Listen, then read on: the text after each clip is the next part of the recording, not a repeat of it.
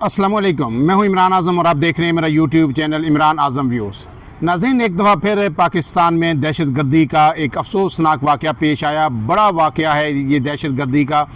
गुज़श्ता रोज़ रात गए ये ख़बर आई कि बन्नू छावनी को एक दफ़ा फिर दहशत गर्दों की जानिब से निशाना बनाया गया है। लेकिन उस वक्त तक चीज़ें, ये हलाकतें कितनी हुई या किस कदर नुकसान हुआ, ये चीज़ें कन्फर्म नहीं हो रही थी। लेकिन फिर उसके बाद जो है इनिशियल जो फिगर्स थे नुकसानात के हवाले से वो आए। लेकिन आज जो ISPR की जानिब से बाकायदा प्रेस रिलीज़ जारी की गई है कि किस कदर नुकसान हुआ है और कितने लोगों को यहाँ पे दहशत गर्दों की जानिब से शहीद किया गया है, और जो सिक्योरिटी फोर्सेस की कार्रवाइयाँ हैं उनमें किस कदर दहशत गर्दों का जानी और माली नुकसान हुआ है।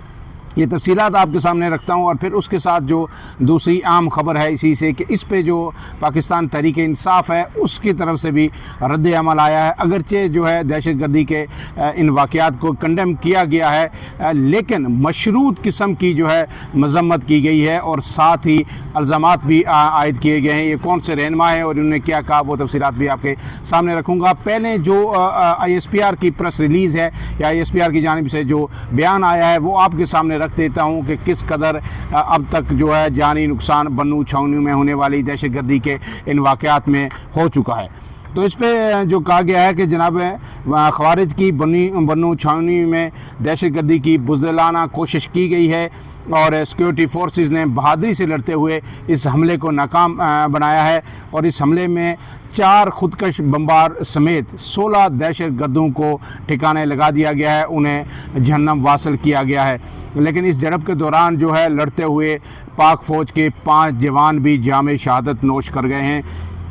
इसके साथ जो है जो 13 बेगना जो आम शहरी हैं वो भी इस दहशत गर्दी के इस वाक़े में शहीद हुए हैं, जबकि 32 अब तक इतला के मुताबिक ज़ख्मी हैं। तो गोया 18 लोग जो है 13 सिविलियन समेत और 5 फौजी जवानों समेत अब तक 18 लोग शहीद हो चुके हैं, जबकि 32 ज़ख्मी हैं। और हलाकतों में मज़ीद जो हलाकतें जो है शहादतें बनने का ख़दशा है।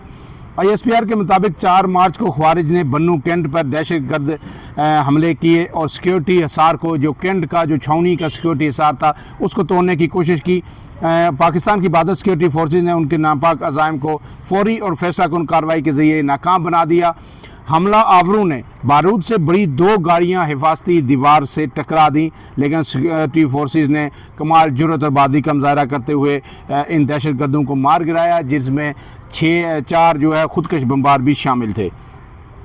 इसके बाद तर्जुमान पाक फौज ने कहा है कि खुदकश धमाकों की वजह से हिफाजती दीवार का कुछ हिस्सा मुनहदम हो गया और मुल्का इमारतों को नुकसान पहुंचा। बदकिस्मती से एक मस्जिद और रिहायशी इमारत भी तबाह हो गई, जिसके नतीजे में 13 बेगना शहरी शहीद हुए, जबकि 32 जैसे मैं आपको बताया कि वो ज़ख्मी हो गए हैं।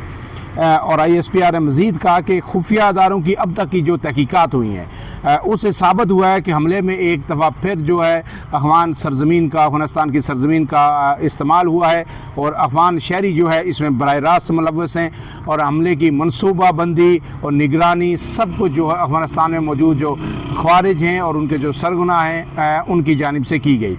और तर्जुमान पाक फ़ौज ने वाज़े किया है कि पाक फ़ौज सिक्योरिटी अदारे दहशत गर्दी के ख़िलाफ़ ये जंग अपनी जारी रखेंगे और पाकिस्तान को लाख जो ख़तरात हैं उनका भरपूर जवाब दिया जाएगा। और ये भी कहा कि पाकिस्तान जो सरहद पार से जो हमारी सिक्योरिटी के ख़तरात लाक हैं अफ़गानिस्तान की सरजमीन से, उसके हवाले से भरपूर मौसर जवाबी कार्रवाई करने का हक़ महफूज रखता है। ये तो अब तक की जो इतलात हैं जो इंसिडेंट हुआ है।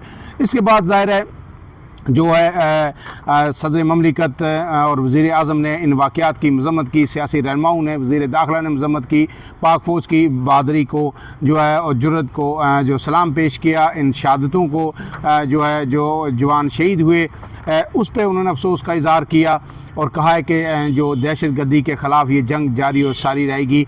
लेकिन इसमें जो है उमर अयूब खान जो PTI के रहनुमा है, उन्होंने मीडिया से गुफ्तगू की जो है कोर्ट्स के बाहर, और फिर KPK के अंदर वज़ीर आला खैबर पख्तूनख्वा ने की। दोनों की बातों में जो एक चीज़ मुश्तरक है वो ये है कि उन्होंने इल्ज़ाम आयद किया है वफाकी हुकूमत पे इस दहशत गर्दी में जो इजाफ़ा हुआ है और मुल्क की सिक्योरिटी एजेंसीज़ पे। अब इनमें उन्होंने क्या कहा, दोनों रहनुमाओं के बयानात में आपके सामने रख देता हूँ।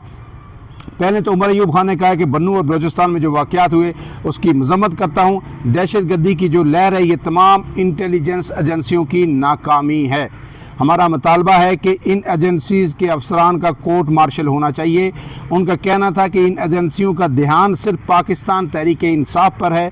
ये एजेंसियां लोगों को लापता कर रही हैं। PTI के कारकुनान के घरों में एजेंसियों के लोग ही जाते हैं। पंजाब और इस्लामाबाद पुलिस चोर और डाकू बन गए हैं। ये लोग भत्ता लेते हैं। हमारी हुकूमत में दहशतगर्दी बिल्कुल ख़त्म हो गई थी। गोया एक तरह से तमाम जो इल्ज़ाम है उमर अयूब जो अपोजिशन लीडर है PTI के रहनुमा है उन्होंने सिक्योरिटी एजेंसीज़ पर लगाया है कि ये जो दहशतगर्दी जो है बड़ी है मुल्क में, क्योंकि एजेंसीज़ अपना काम सही तरीके से नहीं कर रही और वो उनकी तमाम तवज्जो जो है तहरीक इंसाफ को दबाने में है। ये लोगों के घरों में जाते हैं और उन्हें जो है क्रश करने की कोशिश कर रहे हैं PTI को, और जो इनका असल काम है कि दहशतगर्दों को रोका जाए, उनका जो है ट्रेस आउट किया जाए कि किस तरह की कार्रवाइयाँ वो कर रहे हैं, कहाँ कर रहे हैं, किस वक्त वो करना चाहते हैं, तो उनको रोकने के बजाय तो तमाम तवज्जो PTI पे मरकूज़ है और उसी तरफ उन्होंने इशारा किया उमर अयूब ने। मेरे ख्याल में इस वक्त जो है ये जब इतनी बड़ी शहादतें हुई तो होना तो ये चाहिए था कि उमर अयूब इनकी जो है अफसोस का इज़हार करते, मज़म्मत करते और फिर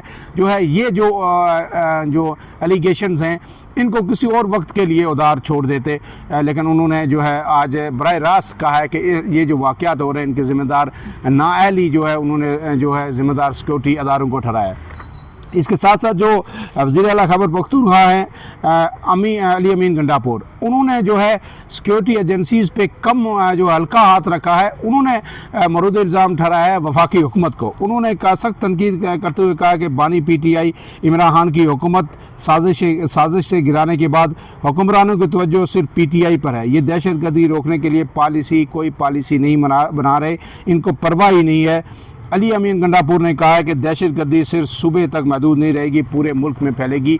ये उनकी बात अली अमीन गंडापुर की बिल्कुल दुरुस्त है कि वफाकी हुकूमत तो सिर्फ एक बात कह के जान छुड़ा देती है जी कि इमरान खान के दौर में इन दहशतगर्दों को वापस लाया गया, ला के आबाद किया गया और जिस तरह खच्चरों पे ये सामान असला लाद के आए। लेकिन ज़ाहिर है इमरान खान की कंसेंट से ये ज़रूर हुआ होगा, लेकिन कंसेंट भी नहीं, मेरे ख्याल में सिर्फ उन्हें बताया गया होगा कि हम लोगों को वापस ला रहे। और उस वक्त ये कहा जा रहा था गुड तालिबान और बैड तालिबान कि ये लोग अब वापस आके अपने इलाकों में सेटल होंगे और एक आम ज़िंदगी गुजारेंगे और असर इन लोग ज़िंदगी गुजारेंगे। आपको पता है कि सवात के लोगों ने किस कदर एहतजाज किया कि BK के मुख्तलिफ़ इलाकों में इन लोगों को वापस लाने पे एहतजाज हुआ और आज साबित हुआ कि जो अवाम का जो शऊर है वो ज़्यादा है। उन्होंने सवात के अंदर जो तारीख सा एहतजाज हुआ था, सबको पता है कि किस तरह के दहशतगर्दों को वापस ला के आबाद ना किया जाए। उन्होंने कहा कि वफाकी जब असल में कई दफ़ा जब ये बात होती है तो जो सिक्योरिटी अदारे हैं वो अस्करी अदारे वो भी ये कहते हैं कि हम अपने हिस्से का काम कर रहे हैं, हम अपनी कुर्बानियाँ दे रहे हैं, लेकिन नेशनल एक्शन प्लान जो था उस पे जो सिविलियन हुकूमत की ज़िम्मेदारी थी वो पूरी नहीं हुई। वो ज़्यादा से ज़्यादा जो है जो मलबा सिविलियन हुकूमत पर डाल देते हैं। लेकिन अली अमीन गंडापुर की ये बात बिल्कुल सही है कि जो सूरत हाल इस वक्त बलूचिस्तान में बन चुकी है और जिस तरह KPK में अब दाइश जो है मुसलसल हमले कर रही है, जो तहरीक कलअदम तहरीक तालिबान जो है उससे भी ज़्यादा अब दाइश ने, आपको पता है कि अखोरा खटक में भी मदरसे पे हमला हुआ और मोतमिम जो हमदुल हक साहब को शहीद किया गया था, अब ये दूसरा बड़ा हमला है रवां हफ्ते।